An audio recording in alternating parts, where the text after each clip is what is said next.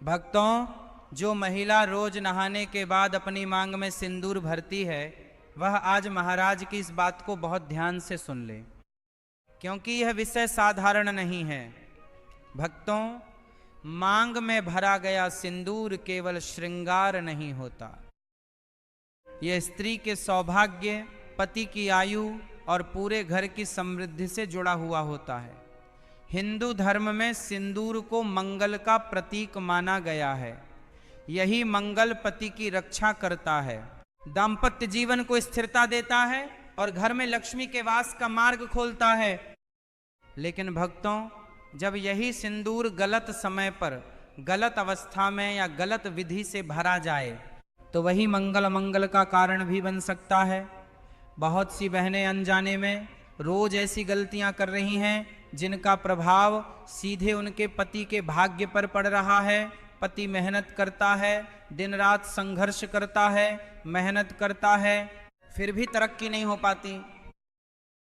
घर में बिना कारण कलह बढ़ती है, मन अशांत रहता है और संतान पक्ष में भी रुकावटें आने लगती हैं। भक्तों, यह सब केवल बाहर के कारणों से नहीं होता, इसके पीछे कई बार घर के भीतर की छोटी छोटी धार्मिक चूक भी होती हैं। रात में सिंदूर भरने की भूल, अब ध्यान से सुनिए भक्तों, सबसे पहली और सबसे बड़ी भूल है रात के समय मांग में सिंदूर भरना। रात का समय शरीर और मन के विश्राम का समय होता है, ये समय शांति का होता है। लेकिन रात में सिंदूर लगाने से मंगल की तीखी ऊर्जा जागृत हो जाती है। इससे पति के जीवन में अनचाही परेशानियां आने लगती हैं। घर में छोटी छोटी बातों पर तनाव बढ़ता है और बिना वजह मन भारी रहने लगता है। कभी मजबूरी हो तो अलग बात है, लेकिन इसे रोज की आदत बना लेना ठीक नहीं माना गया। दुख या क्रोध में सिंदूर भरना दूसरी बड़ी भूल है। दुख, क्रोध या मानसिक अशांति की अवस्था में सिंदूर भरना, जब मन दुखी हो, आंखों में आंसू हो, गुस्सा भरा हो या किसी से मनमुटाव चल रहा हो, उस समय सिंदूर नहीं भरना चाहिए। उस समय मन की नकारात्मक ऊर्जा सीधे सिंदूर में समा जाती है और वही प्रभाव पति के जीवन में दिखाई देने लगता है। इसलिए महाराज कहते हैं, पहले मन को शांत कीजिए, फिर सिंदूर लगाइए। बिना स्नान सिंदूर लगाना तीसरी भूल है। बिना स्नान किए सिंदूर लगाना। भक्तों, जब तक शरीर शुद्ध नहीं होता तब तक सिंदूर की शक्ति पूरी तरह जागृत नहीं होती। बिना स्नान लगाया गया सिंदूर सौभाग्य को कमजोर करता है। इसलिए सुबह स्नान के बाद ही श्रद्धा से मांग भरनी चाहिए।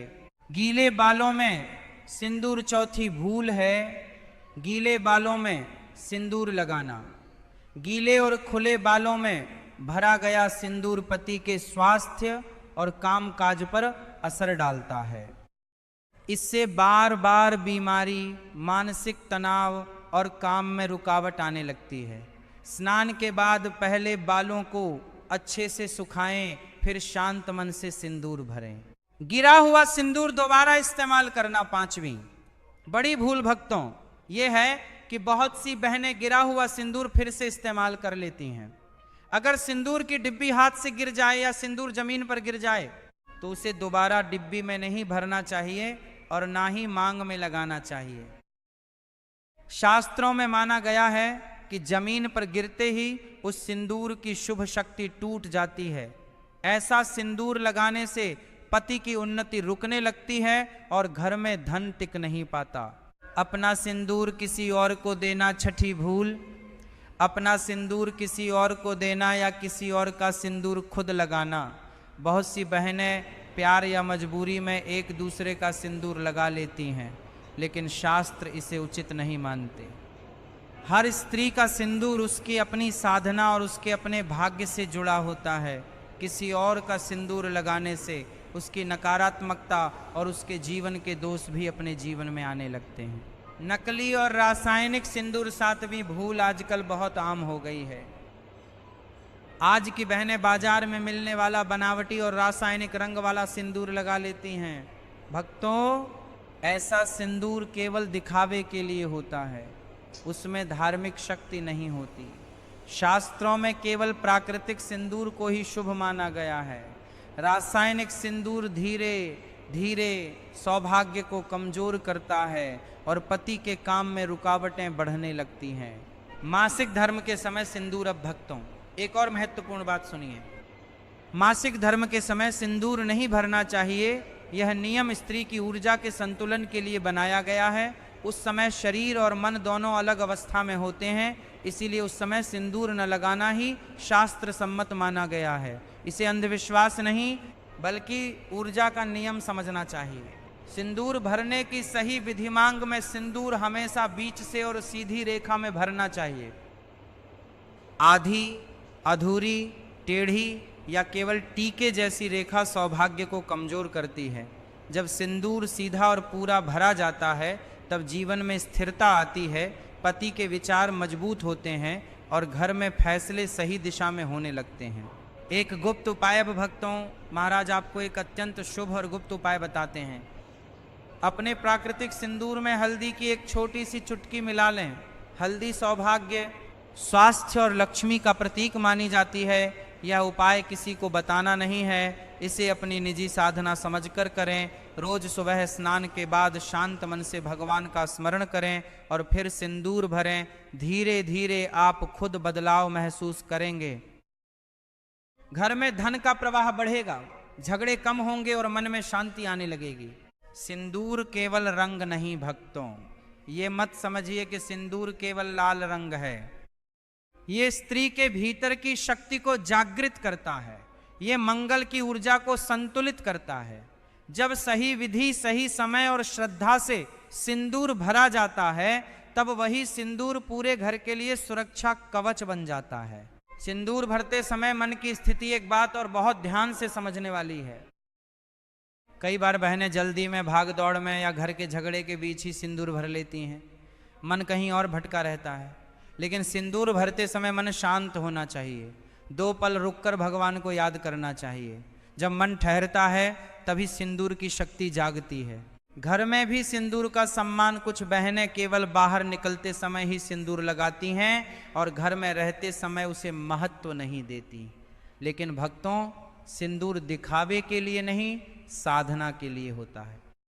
घर के भीतर, रसोई में, पूजा के समय और पति के सामने भी सिंदूर की गरिमा बनी रहनी चाहिए।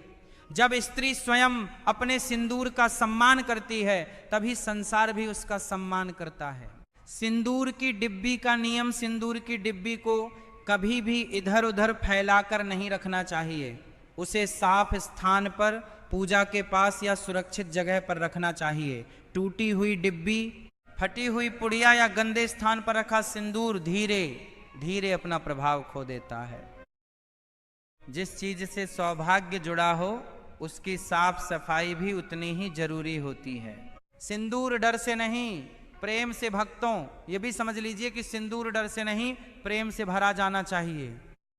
पति के डर से, समाज के दबाव से या केवल रस्म निभाने के लिए लगाया गया सिंदूर उतना प्रभावी नहीं होता।